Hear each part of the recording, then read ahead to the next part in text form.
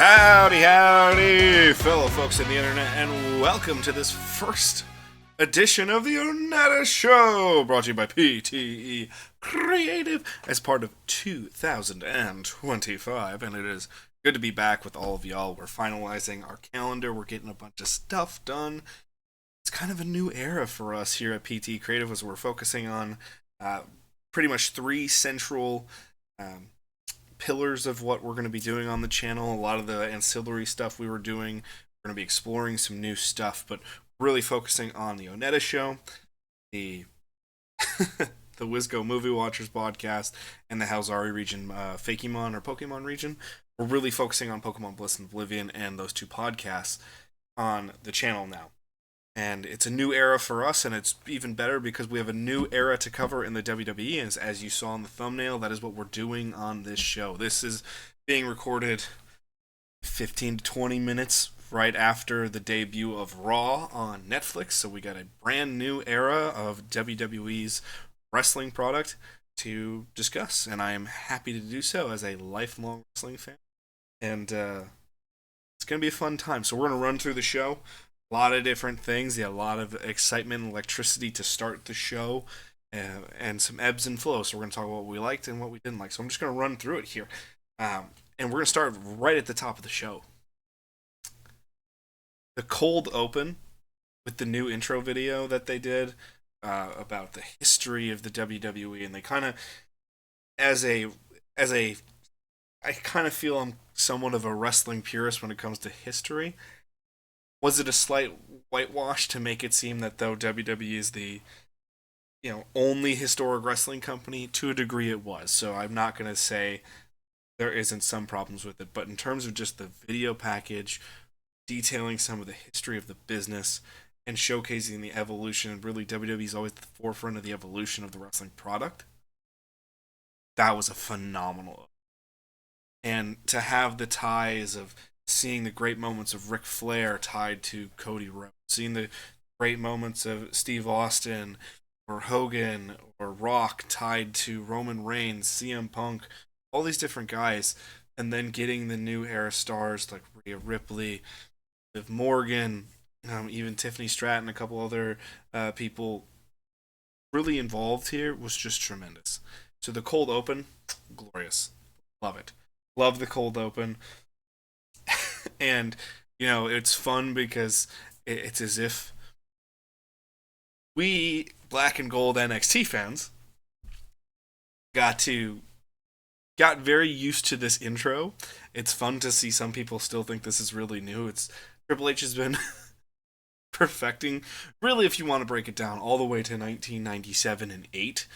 He's been perfecting this intro, but really when it comes from a corporate standpoint and a promoter standpoint, he's been perfecting the intro to these shows since 2015. So to see him open the Netflix era with the big pyro bursts, everything going off, it's really fun. And then to transition right to The Rock is great. The new look of the Tron only being it's very slim and short compared to what it used to be because it's about people. It's about packing as many people into the building as possible. That I love. I know they were already doing it, but they're really set it home here with the Netflix style that they're going for. I love the ring above the ring itself. That's great. The new mat, I'm not crazy about. I like a clean finish mat. I'm okay with maybe one logo to kind of show you what the show is, so to speak. I was okay when it was the Prime logo by itself, because Prime, but it's a name, obviously, of a brand, but at the same time, it's a tie-in with the wrestler. The logo itself isn't so like, hey, look at our business and sell stuff. It's a word that could be used to describe someone as well. So I was like, okay, a few too many corporate specific things on the mat for my taste. I like the color of the mat though, so it's nice touch. And again, it's new presentation. I love that. And another thing I loved new, we're going to talk about even later throughout the matches, but I loved the new attire for the referees. I'm glad the referees got a new look because again, it shows we're in a new era. But we have a different look to distinguish them from a traditional referee, but also showcase a little bit. I like the collared look to it as well. It's a modern touch on an old throwback of what an old referee shirt would look like. So I kind of so the new look is working for me. We go straight into the Rock here, and we didn't get heel final boss Rock. That I wasn't crazy about. I understand what we're doing. For those who aren't understanding this, it's a new era. We have hundreds of millions of people that could be watching this event. Obviously, is that going to be the real number? No, it's not. But we have the opportunity now, I'm talking we as the WWE, to expand our horizons, get new people or lapsed fans into the product. So the best thing you can do is give them the Rock that they knew back in the day for those lapsed fans that are now paying for family accounts on Netflix or whatever. So smart to go with the Rock. I know modern fans that want to see heel final boss Rock, such as myself, we weren't very happy with this. There were still little tweaks and tinges in there that make you think, oh, maybe.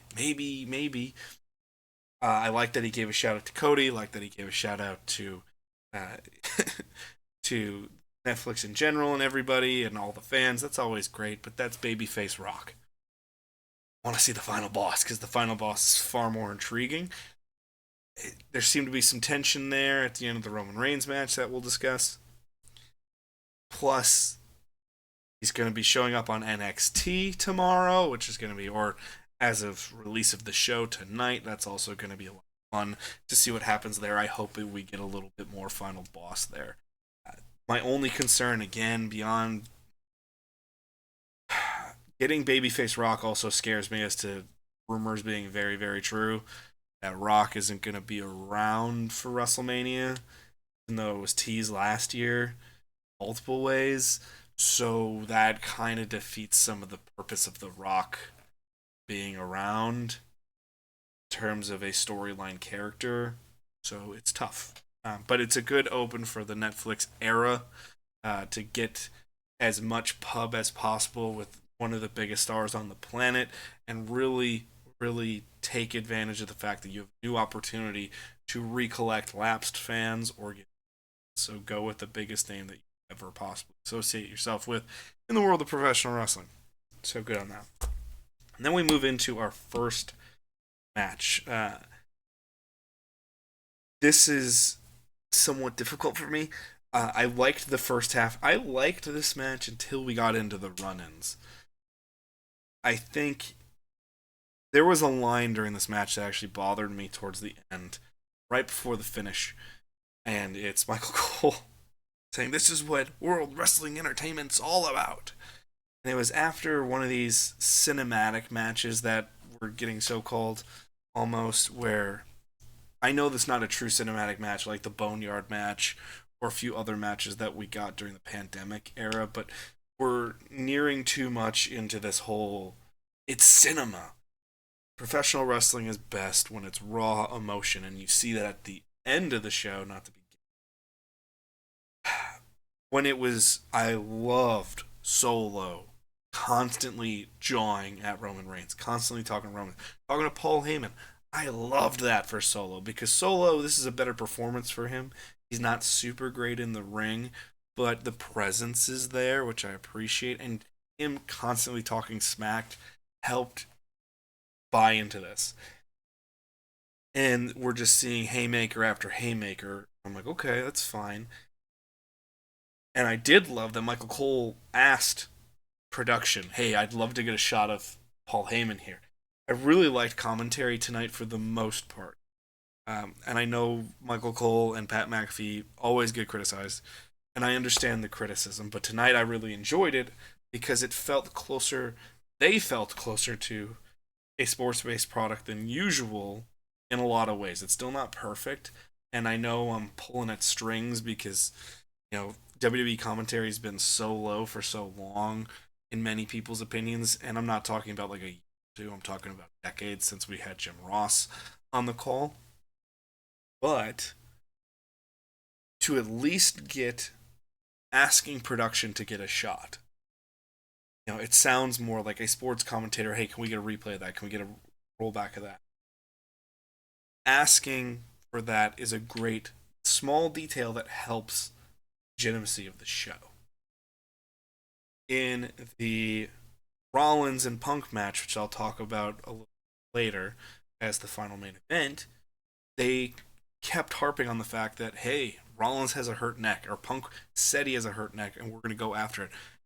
It wasn't the best. Obviously, if we got classic Jim Ross call with Jim Cornette, Jerry the King Lawler, or Paul Heyman, it would have been better, because that's what Jim Ross did the best, was give legitimacy to a match. But the fact that they kept on it multiple times and would put over a big moment in the match, but also point out the smarts behind it, was really appreciated. Because even if it's small details, the small details take it from here to here. I still think we can go up here. I still think it could be way better. But I think it's a better improvement, and I also like this about Pat McAfee gets shit on all the time. I love Pat McAfee. I'm not a huge watcher of his show as much as I used to be on ESPN. But I will say this. Pat brings out the fun in things. And I love the fact that since Pat McAfee has shown up, Michael Cole's commentary quality has just skyrocketed. Because you could tell that he was constantly just being a shill for whatever Vince McMahon wanted to say. Now at least there's some raw emotion to it. There's some fun to it, and you can tell he enjoys his job. When he enjoys his job, usually his commentary is better, so I appreciate that. And to flow that all into Tribal Combat, all this was going really well. And then we got to the run-in section. And this is the 4th or 5th time this year that we've gotten a match like this. And I'm a bit tired of the run-ins all the goddamn time. These fucking matches, man. I just can't do it anymore with some of these giant run-ins, and we have to have the whole bloodline. And I think it's great in moments, or when you can incorporate it into war games, where the whole point is 5-on-5. We're going to beat the shit out of each other until the last man enters the match, and then the match actually starts. That's fine with me. Because that's a great way to get everybody involved and do these spots and whatever. I'm a little tired of it, and that's where the match took a dip for me. It still was fine. I'm not saying it was bad in any way, but it's good. I was a little surprised because I thought we were getting... thought a Heyman tease for a turn could have been seen there, or maybe betrayal of Roman, or The Rock really just... I was hoping The Rock would just pull Roman's arm in, give him the rock bottom, and tease the future. It's not what we got, though. So we got a lot of moments of approving of the next generation, which I understand from a corporate standpoint of wrestling, but I don't understand from trying to do with some of the people. From there, we moved to a John Cena segment in which John Cena... I think this went a little long, but it was good from the fact that people wanted to see John Cena, which was nice. I think there should have been a match, though. Especially if we're kicking off the John Cena farewell tour tonight. We all know this is his last year. We all know... I shouldn't say we all know. A lot of internet-based fans understand that he's going to probably challenge or possibly even win a world championship this year. And to say no and then to tease it back and be like, oh, I could win the Royal Rumble or I could win the Elimination Chamber, whatever. I'm not against him winning another championship if the story's told well. That's not what I'm against. But I just think here, if you want to say this is the biggest night of the year, Netflix debut, new era, all this kind of stuff, give those people something to root for and highlight a new star. And I would have done it exactly like 2015, the John Cena Open Challenge. U.S. title. Have someone come out and just absolutely shine with John Cena. And I know John's not what he used to be during that time frame. Nobody ever is. But John's smart enough to manipulate the crowd to make someone look really, really good. Let him work with a Braun Breaker. Let him work with, Chad Gable. Someone like that who can make him look really damn good and John can still win. But then I would have had a 90-second promo at the end of the match. Then I could have said, "Hey, I wasn't so sure about this before the match, but I'm sure as hell sure now." Say that. I don't know what the fuck I was talking about, but have 90 seconds after the match said, "I wasn't sure coming in this match, but I'm sure of myself now. I'm going into the Royal Rumble and I'm going to win." Seeing John Cena can win, and he's getting a little mojo back, he's getting some confidence back, and it's like, okay, wow. Big match John may be coming out. Even 5 minutes of John Cena in a match would have been better than what we kind of got. Then we go to the sole women's segment on the show, and this was a tough one for me. I'm not going to harp on this one a ton in terms of time. Liv Morgan versus Rhea Ripley. I think Liv Morgan's a phenomenal character. I like what she's doing in the Judgment Day right now with Dom and Raquel and everybody else in Judgment Day. I'm a bit over Judgment Day, but I'm not like some of the people on the internet that's like, it's the worst thing ever. I disagree with that. Because it's highlighting a bunch of people that everyone's always wanted to get highlighted, and it's allowing people to show some personality. I think that's great. Is it always my favorite thing in the world? No, it's not. But I don't think it's the worst thing in the world like some people online want to say it is. I'm looking at some people that I really like and trust their opinion to a degree online, such as Wrestle Talk or some other things on there. But Rhea Ripley as a character is great. Rhea Ripley in the ring is a mid-tier women's. When we have legitimate, great wrestlers, one of which was in this match, but I think Raquel Rodriguez is better in the ring than Rhea Ripley is obviously the best women's wrestler on the planet, and one of, beyond just women's wrestler, best wrestler on the planet. Okay, Rhea Ripley is in that conversation. She's far better than any overrated internet darling. Looking at UAW, Kyle Fletcher, Will Ospreay, all of them. They are nothing compared to Rhea Ripley. But having said that, though, she needs a dance partner. But we have Raquel, we have Rhea Ripley, Bianca Belair, Io Sky. Asuka's eventually going to come back from her injuries. Charlotte Flair is on the mend. She's coming back. Becky Lynch is theorized to come back. Bayley's still on this roster. There are 8 women I just named who are legitimate world championship caliber wrestlers in that women's division. I think Liv Morgan is tailor-made for the new mid-card divisions.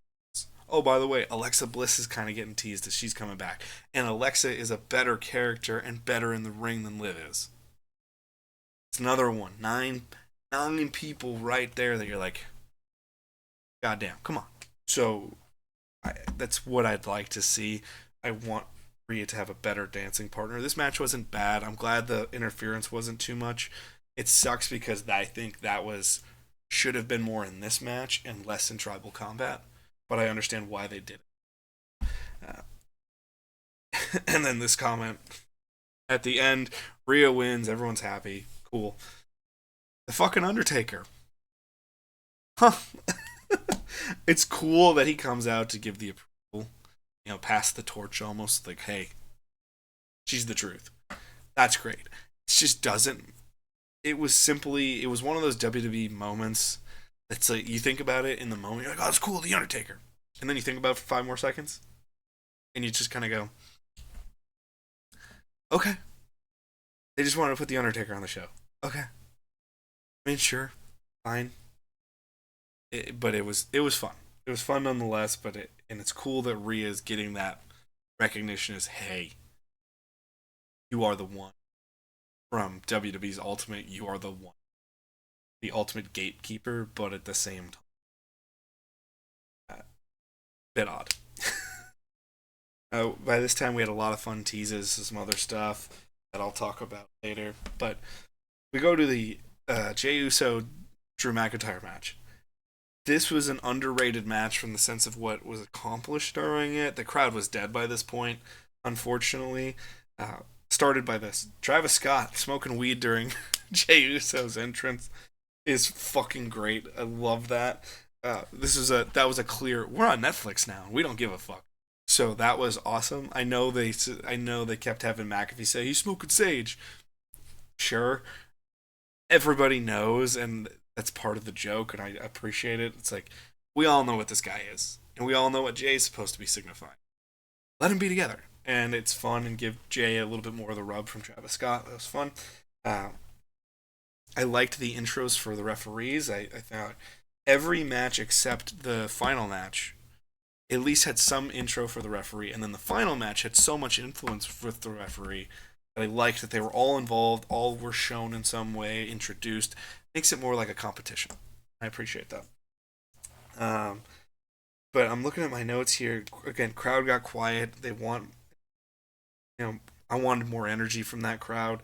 Should have been a hotter crowd. I liked some of the clunkier exchanges in this, though. And by clunkier, I'm not saying, oh, that looked bad. I like in a match when you hit a move and it doesn't, and it's a not immediate rollover. So, for instance, the Future Shock DDT exchange. You know, block to Future Shock, and then it kind of like he kind of had to muscle Jay over a little bit, and Jay turned at a really weird angle and then went for the pin.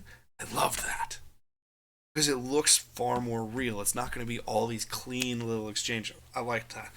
The Claymore kick out comes out of nowhere, but Jay kicks out of it, and it didn't look picture perfect, and I like that because it looks more like a real competition. How often do you hear in a football broadcast, he came close on that one, but he didn't get all of it, or tipped ball if it's just an inch or two away, that's intercepted, but still a good pass deflection. Still can be useful. Still can be really good. I like that those exchanges are a little bit clunkier because it showcases that this is closer to sport, which is what it's theoretically supposed to be presented as. And by theoretically, it is what it's supposed to be presented as, and that's a better way for the product to be. But again, liked a lot of that, and I loved the possum pin. I like the story they're telling with Drew McIntyre that he just can't get the job done because he gets in his feelings or he's, boasting to the crowd. And I love that Jay outsmarted him. Just simple, because it clearly showed Drew McIntyre is better than Jay Uso. I loved that. But Jay outsmarted him. Babyface outsmarted the field. Love that shit. That's great. Then we went to the best video package of the night. The Gunther video package was fucking rad. And it made him feel like a big deal. A lot of people online, even myself a little bit, think there's some steam lost. And I can understand why people believe that. He's not as intimidating as he was as the Intercontinental Champion. However, I loved this video package.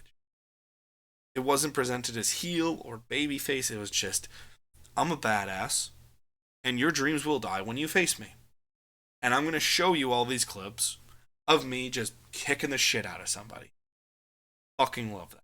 That's great. That was a great video package for Gunther. Loved that. And then we went into, by far, the worst segment of the show from one of the best pieces that they did. Hulk Hogan. 2025.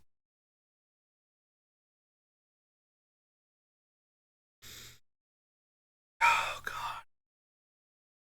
First of all, in all sense and reality, Hulk didn't look good here. He's kind of limping. It's clear that that was probably supposed to be in the ring, and due to the shape that he's in, it was like, okay, well, let's just go in front of the Tron and the ramp, and if you make do with what you can. I'm not belittling someone because they're physically injured and old.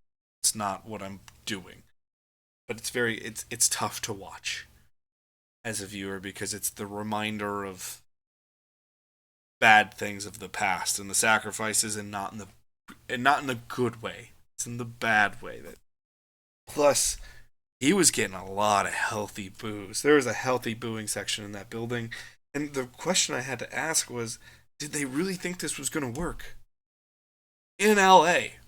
I understand LA, entertainment capital of the world. Oh my God, LA. when you are in LA, I was just there 2 weeks ago. I've been there a couple times now. Great city. A lot of fun there. It is abundantly clear when you are there how fucking liberal that town is. Which in my mind is a good thing. Not everybody will agree with that, but nonetheless it's okay. You have Hulk Hogan, who already was getting the boos even before the scandal, and I understand that scandal was a decade and a half ago or a decade and a half almost has passed since the initial release of the tape of what he said behind closed doors with racist comments and the Gawker lawsuit, and he's come back to WWE and everyone's been excited for him, and then again, and then but every crowd's kind of like, should we? I like this guy, and say what you will, I don't care, wrestling fans. If you're looking at this and you really like any political candidate, to have in a city that is known to be liberal as fuck, to the point where it's constantly used in conservative propaganda or media pieces to say, God, what a liberal city and it sucks and so bad. Why in fuck would you bring out the super controversial appeared at the Republican National Convention for the most controversial president of all time, who is radically conservative through their appearance? Why in fuck would you think that was going to work in LA? It's not even like it's stupid because I'm not conservative. No. It's just dumb from the, hey, super liberal town, super conservative idea. It doesn't work. And you could tell. And I don't think this is truly a political issue. I think this is more of a reflection of people kind of get the ick from Hulk Hogan. But it's just one of those, it's just like, ugh, it just didn't work. And it took the wind out of the crowd a lot, and thankfully they had the best match to follow it. But that was, and it was a promo for his own beer and Netflix, which has been promoted the entire night. Everyone was sick of it. It's bad. Just bad. Just bad. All around. Bad, bad, bad, bad, bad. Bad, bad, bad. Stupid. But we went to the main event, and the main event saved this show. It was the best thing, which was CM Punk versus Seth Rollins. I loved how quickly they got the referee engaged to make it so the referee at least had a little bit of bite, but they put some pressure on the referee. Loved that. Oh, the match had some intensity to it, which I really appreciated. I love the fact that Rollins kept shouting or talking or yelling. Again, brings reality to it. I love it. Love it. Being a football fan, I love when I see a defensive back just talking mad shit to a receiver. I think that's great. Because again, it's reality. It's competition. Anything you can do to make it feel more competitive, sport, is good. That's tremendous. Loved that. Seth Rollins hitting those GTSs looked gnarly in the best ways possible, but when they did the slowdown of the first GTS that Rollins does to Punk, holy fuck, that was great. That was just tremendous. And I love that Punk rolls out, protects the finish. And I really appreciate the commentary again. They're pointing out Seth Rollins had a neck injury famously this year. CM Punk's really smart. Goes for a top rope neck breaker, goes for another neck breaker, going for bulldogs, going for strikes to the back of the neck. It's really smart. Again, sports based. I'm not saying this is the greatest commentary of all time, but I liked that element. Do more of that. That's great. And I liked here, CM Punk hit a stomp, and it didn't look perfect. It looked like he kind of got a glancing stomp. However, 2 count. I like that. Hey, you haven't perfected my finish. That's why you didn't get a 3 count, and I got a 2 count, and I would have got a 3 count. But I like that again. And I think commentary should have said, "Oh, he got the stomp. Doesn't look like he got all of it. Protect it. Protect the credibility of it. But I enjoyed that overall. And I think Punk just selling the hell out of the GTS was tremendous every time. We then went into too much finishes being kicked out of. Stomp got kicked out of, GTS got kicked out of, two pedigrees got kicked out of. I'm glad the pedigree didn't end it because then we would have went back into internet theorization of, oh my god, is it because Triple H and him secretly hate each other? Like, just shut the fuck up with that stuff. Glad that didn't end. But I think overall, too many finishes here. But I loved the small pieces of Punk rolling out of the ring, putting his foot on the rope, looking like a wily veteran. It's not that he out athletic Seth Rollins. Seth Rollins was clearly the more athletic competitor here. Not that Punk was a slouch, but Seth Rollins. It's hard to out athlete Seth Rollins. But I love the fact that it turned more into wily veteran outsmarted the super pissed off, rageful, hateful athlete. Loved that. It's logic. It's smart. I appreciated that so much. But that was the show. CM Punk wins, Rhea Ripley wins, Jey Uso wins, Roman Reigns wins. So I have here overall Netflix equals babyface wins. Only the good guys win on Netflix, apparently. Also, I got to give credit. They had a post-show interview with Punk that was shown on YouTube. Great interview because it had fire and it was self-promoting and I loved it. And I liked the teases throughout the week, for next week. Throughout the show, I liked the Chad Gable segment with Adam Pearce and the tease that maybe Bayley's coming over to Raw with Adam Pearce. I really like that.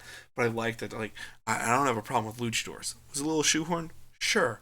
But I like the fact it's like, hey, we're clearly getting Penta El Miedo versus Chad Gable should be a really fun match as long as Penta can be edited to a degree.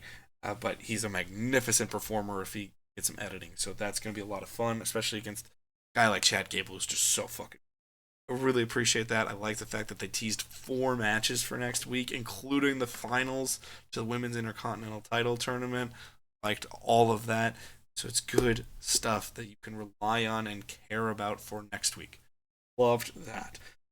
So overall, I thought the show was good, not great. My excitement level wasn't matched by quality of the show, but I will say it was a fun time nonetheless.